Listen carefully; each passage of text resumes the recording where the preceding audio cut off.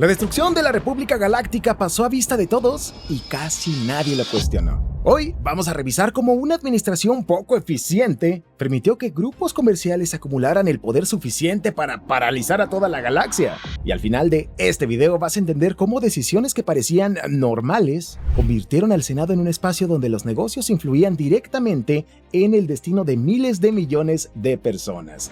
Yo soy Mike Rojas y empezamos, muñecos. Por mucho tiempo, la República dio la impresión de ser estable. Pero el movimiento económico diario pasaba por grupos privados con una enorme capacidad de decisión.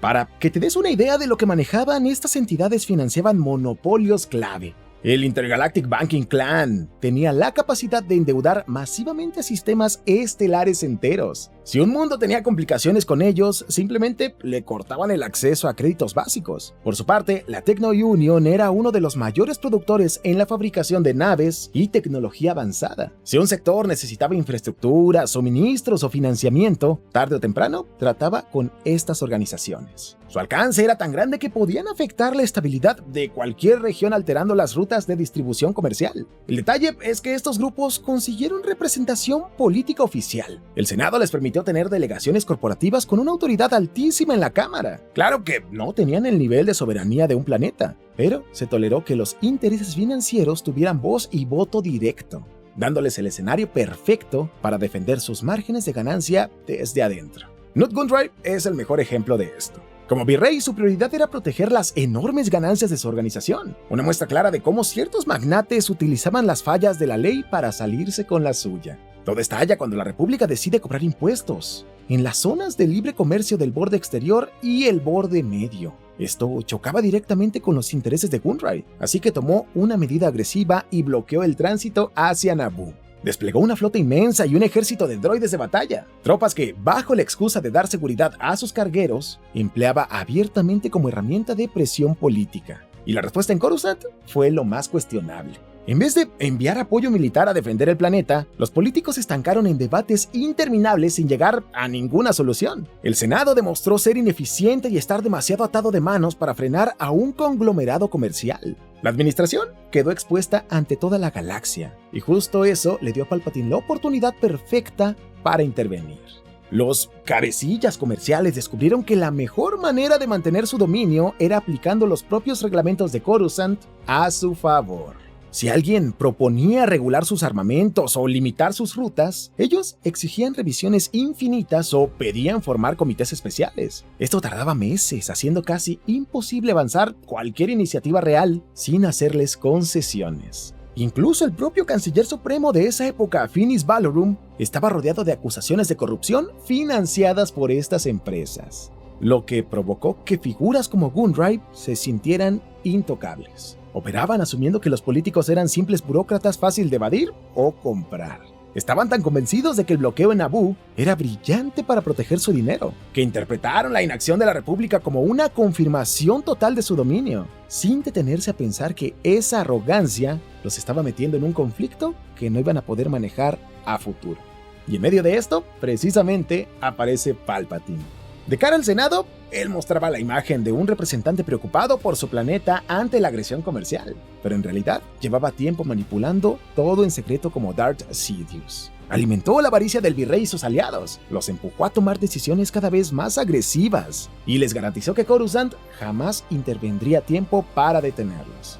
Así, se aprovechó de los dos bandos. Mientras incentivaba a las corporaciones para que mantuvieran el bloqueo, utilizaba esta tensión para destruir la imagen de debilidad del canciller Valorum.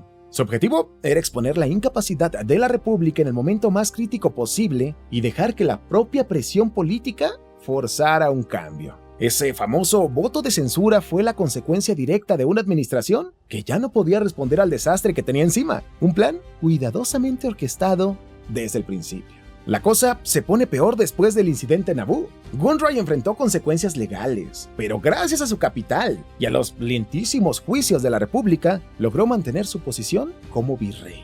Las corporaciones seguían operando con muchísima impunidad, aunque ahora sentían el acoso de un Senado que medio empezaba a discutir regulaciones mucho más estrictas para frenarlos totalmente. Al notar este descontento, aparece el Conde Dooku. Este ex Jedi, convertido ahora en un carismático líder político, se acercaba a las cabezas corporativas y les ofrece exactamente lo que siempre habían querido: unirse a un movimiento separatista para operar con sus reglas a su medida y muy lejos de la intervención del gobierno central. Por pura ambición, todos aceptan el trato en Geonosis, combinando todos sus recursos privados. Conforme la tensión creció, las máquinas de armamento, los fondos financieros y los ejércitos de droides se organizaron en una maquinaria militar a gran escala lista para la guerra. Mientras tanto, en la capital, la noticia de esta alianza generó pánico. La República llevaba 1000 años viviendo en una era de paz y carecía por completo de un ejército oficial capaz de encarar esta situación. Tras las reformas de Ruusan, se desmilitarizó a propósito para evitar nuevos conflictos. Sus fuerzas de seguridad eran minúsculas en comparación con los millones de droides que las corporaciones unificaron. Básicamente, las empresas que empoderaron por años estaban listas para separarse por la vía armada y además tenían los recursos para lograrlo. Eso era exactamente lo que Palpatine estaba buscando. Mientras el movimiento separatista crecía bajo las órdenes del Sith, la desesperación fue tanta que los propios legisladores decidieron ceder su autoridad. En medio del caos, Jar Jar Binks propone otorgarle poderes de emergencia al canciller. Esto para poder aprobar la creación de un ejército clon y responder el ataque.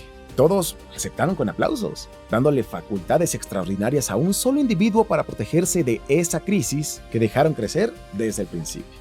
Pero antes de continuar, quiero decirte que si te está gustando este contenido, te agradecería un montón que le dieras like a este video y por supuesto te suscribieras al canal. Es totalmente gratis y te quita una fracción de tiempo. Si quieres apoyarme aún más, puedes hacerlo a través de la función Hypear. Esto lo haces deslizando los comentarios a un costado y ahí vas a encontrar este botón, siempre y cuando estés en un dispositivo móvil y además la primera semana de publicación de este video. Puedes hacerlo hasta 3 veces y créeme, me ayuda un montón para que el algoritmo de YouTube nos trate bonito.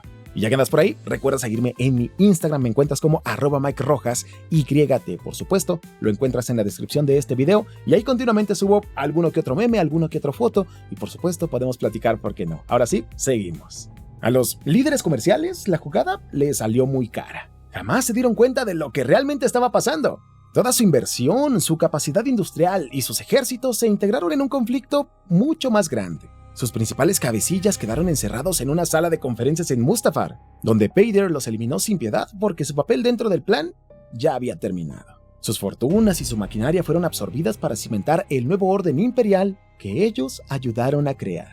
Ambos bandos cometieron un error idéntico. Creyeron que tenían el control. Palpatine tomó un sistema lento y lo empujó hasta su límite, generando un peligro real que paralizó el Senado. Al final, la caída de la democracia galáctica ocurrió porque todos operaron para los intereses de alguien más, impulsados por el miedo ante un contexto que ellos permitieron crecer durante décadas. Pero esta ceguera de los políticos y las corporaciones no fue el único factor que condenó a la galaxia. Hubo otra organización que también sufría de fallas similares y cometió un error muy parecido, solo que de una forma algo distinta. Y si quieres entender cómo los principales protectores de la paz tomaron decisiones que ayudaron a que todo esto ocurriera, tienes que ver este video que justamente está apareciendo en pantalla y cómo los Jedi dejaron de ser guardianes de la paz y no lo notaron. Te aseguro que este video te va a dar que pensar. Yo soy Mike Rojas y te veo por acá.